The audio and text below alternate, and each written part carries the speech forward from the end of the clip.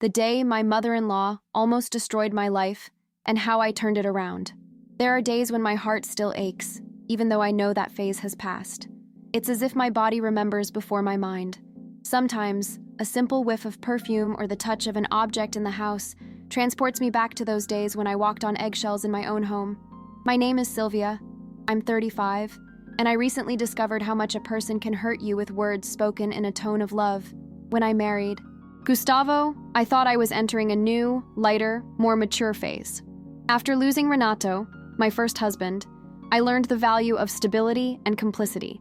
But nothing prepared me for living with Alice, my mother-in-law. At first, she seemed like a protective and needy woman, someone afraid of losing her son. But little by little, I realized that what she wanted wasn't love. It was control. For the first few months, I tried to fit in. I wanted to be accepted. I thought that with patience and empathy, things would work out. Alice showed up at the house almost every day, always with a ready excuse. I brought you a cupcake. I just stopped by to see the baby. I wanted to help with lunch. And I, eager to please, would open the door. It was subtle at first. A comment about the color of the curtains, a light criticism of the food, an observation about how I spoke to Gustavo. I smiled even though I felt uncomfortable, trying to believe it was just me exaggerating. But then that feeling of invasion began to grow.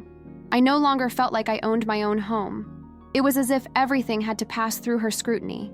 The menu, the way I spoke, even the sound of my laughter. Little by little, I realized that nothing I did would ever be enough. She always found a way to make me feel inadequate. One day, I even cooked dinner the way she liked, just to avoid criticism, and still heard, Bianca could do it better. Bianca was Gustavo's ex-wife. From the beginning, Alice made a point of bringing her back into conversations. She really knew how to take care of him, she would say, as if I were a poor substitute. It was cruel, but she said it all in a sweet tone, impossible to confront without sounding ungrateful or hysterical. I felt trapped. Gustavo, out of love and fear of conflict, urged me to be patient. She'll get used to it, he would say. But time passed, and our time together became a minefield. Each visit left a mark, a doubt, a wound, an anger I couldn't express. The worst began when she started involving my son Matthias in all of this. He was only 11 years old, still trying to come to terms with his father's absence and adapt to his new family.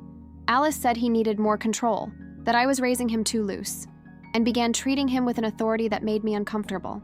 One day, I overheard her telling him that a good mother is one who knows how to listen to her elders. Matthias was confused and began to question me. It was then that I felt she wanted to undermine me, even in front of my own son. I cried in secret so as not to worry Gustavo or the boy, but the pain grew silently. It wasn't just mother-in-law jealousy, it was a heavy, calculated psychological game. I was losing control of my own life and feigning normalcy to avoid being labeled as exaggerated. Then came the day of the party. It was my father-in-law's birthday. The house was full. The whole family gathered. I could already sense something was wrong. Because Alice was looking at me in that way, I'd learned to fear. A smile on her face, but venom in her eyes. At one point, in the middle of a small conversation, she blurted out, "That woman destroyed a family to get my son." The silence that fell was deafening. People stared at me as if waiting for a reaction. I froze. I felt my face burn, my hands tremble, and my heart beat wildly. I left without saying anything, locked myself in the bathroom, and cried like I hadn't cried in a long time. The pain wasn't just from the public humiliation, it was from the feeling of helplessness. I, who had always been strong, felt small, weak, completely emptied. In that moment, I realized I was letting someone slowly destroy me, and worst of all, in my own home. That night, I stayed locked in the bathroom for hours. The sounds of the party outside continued as if nothing had happened. Laughter mixed with music and clinking glasses, while inside me, there was only silence and shame. I looked in the mirror and barely recognized myself. The smeared mascara, the puffy face, and that empty look. I looked like a different woman. When Gustavo knocked on the door and saw me like that, he understood the situation had gone too far. I collapsed in his lap and told him everything, unfiltered, without trying to hide it. Each word seemed to lift a weight from my chest. I spoke of the constant visits, the comparisons, the manipulations, the criticisms, and the way she was trying to poison my relationship. With my son. He was silent for a while, and for the first time, I saw something in his eyes I'd never seen before. Anger. Not at me, but at the situation. Over the next few days, Gustavo began to observe for himself. When Alice called, he answered on speakerphone. When she came, he listened to what I meant, and it didn't take long for him to pick up on everything I was saying. She tried to hide it, but the tone was always the same. She's taking you away from your family. This house isn't your style. You've been different since you married her. Gustavo finally understood that it wasn't an exaggeration. It was pure manipulation. One day, he looked at me seriously and said, "I won't allow this to continue." And for the first time in months, I felt hope. But setting boundaries with someone like Alice isn't easy. She cried, played the victim, and became the narrative. She started telling everyone that I was pushing her son away. And people, unaware of the truth, bought into the drama. Things reached a boiling point when she showed up unexpectedly one Sunday morning, saying she wanted to see her grandson. Hater had just been born, and I was still recovering from the birth. I was vulnerable, tired, trying to adjust to the new routine. She came in without asking, took the baby from my lap, and started giving orders. "You have to hold him properly. He might choke. Are your nipples cracked? You're doing it wrong." I just wanted to scream, but exhaustion paralyzed me. Gustavo tried to intervene, and she exploded. She said I had bewitched him, that he was blindly in love with a gold digger. It was the first time he had raised his voice to her. He asked her to leave. She slammed the door, saying she would never come back. I sat on the couch and cried, but it was a different kind of cry, a cry of liberation. For the first time, someone had stood up for me. Even so, the emotional toll was enormous. I lived on high alert, dreading every call, every message. Sometimes, just seeing her name on my phone screen would make my body freeze. It was as if I was waiting for the next attack. I began experiencing anxiety attacks, insomnia, and racing thoughts. It was Gustavo who suggested I seek therapy. At first, I resisted. I thought it would be enough to just distance myself. But I realized the wound ran deeper. I had lost faith in myself, in my ability to set boundaries. In the sessions, I began to realize how guilt was overwhelming me. I was afraid of being seen as the ungrateful daughter-in-law, afraid of causing more conflict, even afraid of losing my husband's love. But while I was protecting everyone, no one was truly protecting me, not even myself. It was in therapy that I began to understand the difference between respecting and putting myself down. And that changed everything. I learned that limitless love becomes submission. That family isn't about those who share blood, it's about those who truly support you. Little by little, I began to regain my voice. I began to say no, without excuses, to not open the door when I didn't want to hang up the phone when calls were full of indirect messages. It was difficult. Each imposed limit felt like a battle, but with each step, I felt lighter. I started to laugh without fear again, to sleep peacefully, to look in the mirror and recognize the woman I was before I lost myself trying to please someone impossible to please. Even with clearer boundaries, the process wasn't easy. Alice didn't give up trying to regain power over us. She sent long messages, full of passive-aggressive phrases, saying she missed her grandson, that she just wanted to see her son happy. Sometimes she sent gifts without a note, as a way to instill guilt. At first, it still bothered me. I read the messages and my stomach churned. Part of me wanted to respond, resolve, explain. Another part, the tired one, just wanted silence. Gustavo was firm. He said that until she changed her behavior, there would be no contact. And he kept his word. It was hard for him too. She was his mother after all. But seeing that he was willing to protect what we had was what gave me the strength to keep going. For the first time, I didn't feel alone in this war. Meanwhile, Matthias also began to change. He saw how much it all affected me, and even though he was just a child, he began to support me in a way I'll never forget. One day, he brought me a drawing. It was the three of us. Me, him, and Gustavo, holding hands. Above it, he wrote, "Real family." I cried so hard when I saw it. It was simple, but it meant everything. It was at that moment that I realized that, even with the wounds, we were rebuilding something true, something solid. He learned to command respect, too. When Alice tried to call him, asking why I wouldn't let them see each other, he replied, "Because you hurt my mother."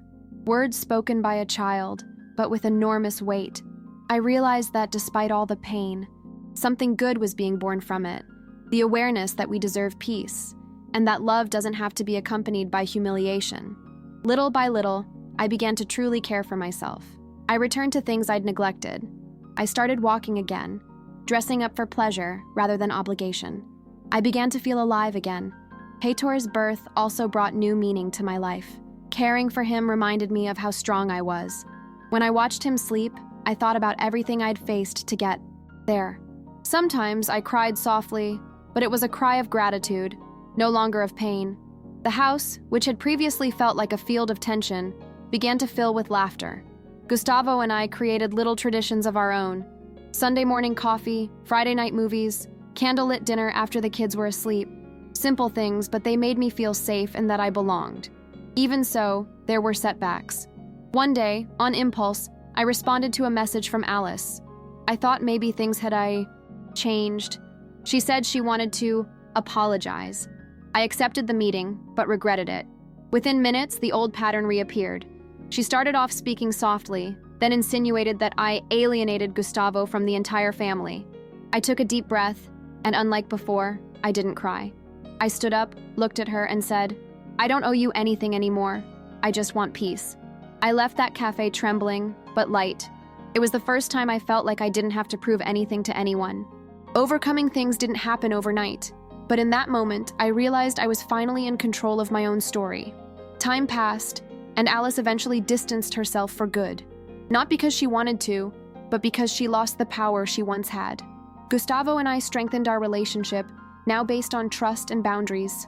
He also went to therapy, understanding the wounds of his childhood and how his mother had manipulated him emotionally for years. Today, he's a different man, more aware, more present, more of a partner. Sometimes a bitter memory still surfaces, but now it doesn't define me.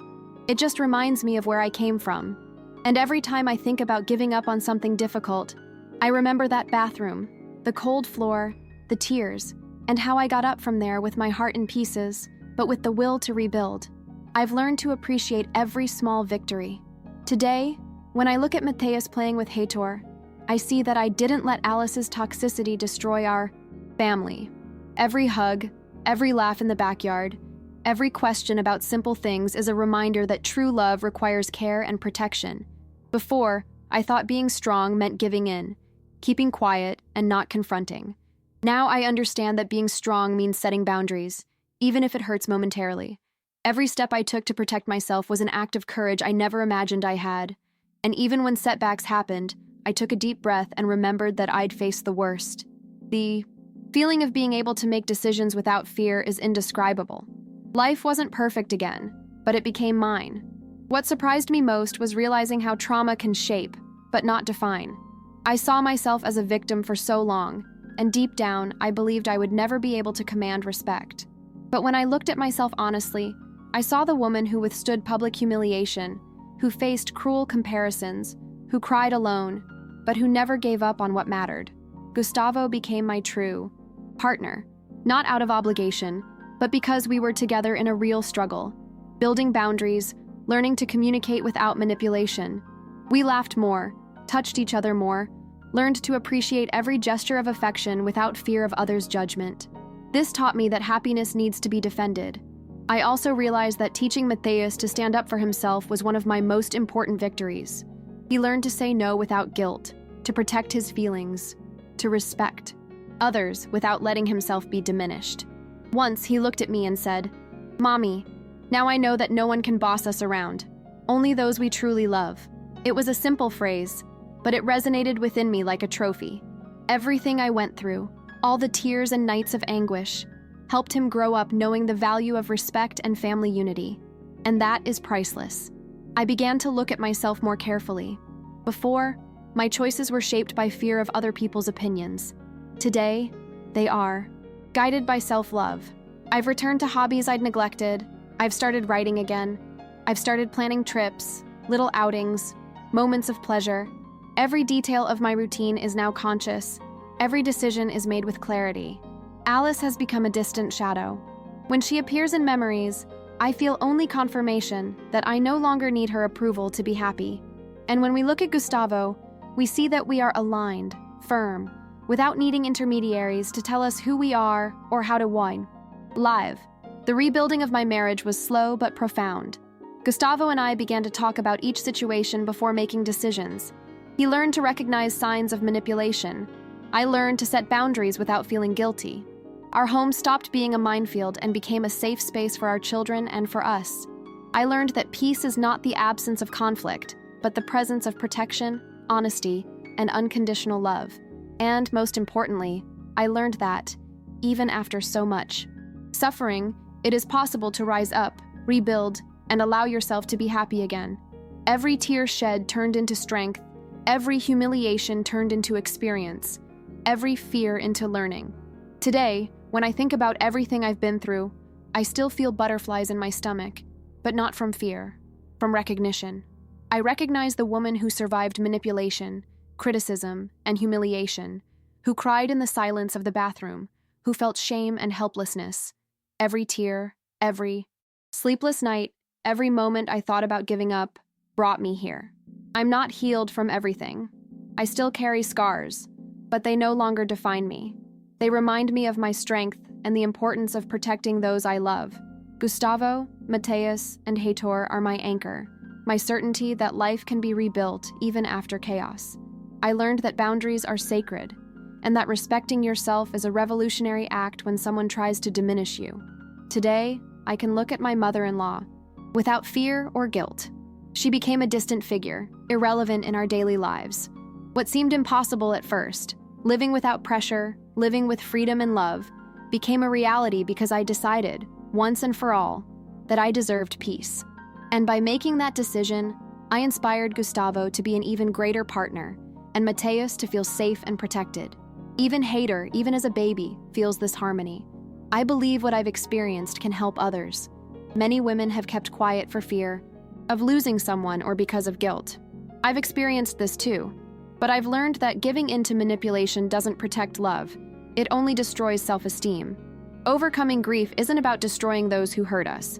It's about rebuilding our own lives, establishing clear boundaries, and teaching those around us how to treat us. It's about choosing peace, even if it hurts, even if it requires courage. Today, I laugh without guilt. I hug myself in the mirror without shame. I make conscious choices for myself and my family. Every act of self-care is a victory. Every moment of joy shared with Gustavo and the children is confirmation that we can do it. It wasn't easy. I often thought I'd never escape that cycle, but each step, each firm decision, brought me freedom. I discovered that we are stronger than we imagine when we decide to fight for what truly matters. If I could say one thing to anyone going through this right now, it would be, the pain is real, the fear is real, the humiliation is real, but so is your strength. There is a way out of suffering. There is a way to rebuild your life, to protect those you love, and most importantly, to protect yourself. Believe in your ability to get back up, to assert yourself, to smile again. I'm here to prove it's possible. You'll get hurt, you'll doubt yourself, but every step toward freedom is worth it. I survived, and today I'm happy in my own story.